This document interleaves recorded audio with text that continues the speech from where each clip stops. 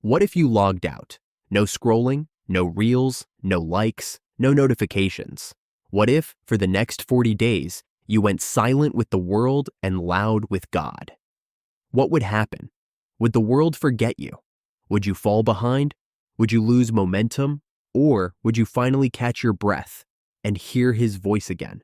Social media fills your mind, but it starves your spirit. We say we don't have time to pray, but we have hours for feeds. We say we feel distant from God, but we're constantly plugged into noise. We're overstimulated and under-surrendered, and the enemy doesn't need to tempt you with sin if he can drown you in distraction. But something happens when you step away. The static clears, the fog lifts, the still, small voice gets louder, and your soul remembers what it's like to be still.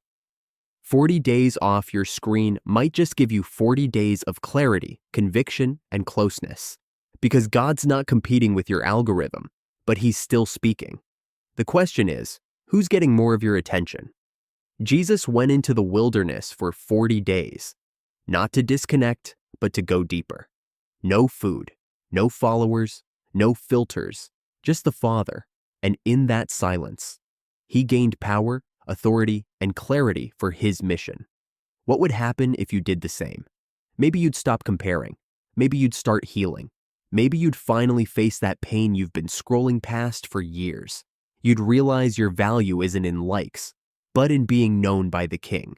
You'd trade instant dopamine for eternal perspective. You'd stop reacting to the world and start responding to the Spirit. Because heaven doesn't need you to be viral, it needs you to be available. And sometimes, God waits to reveal things until you've turned the volume down on everything else.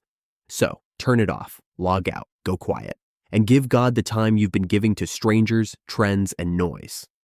Because revival won't come through the next swipe. It starts in the secret place, where no one's watching but God. You won't miss the world, but the world might finally meet Jesus, because you did.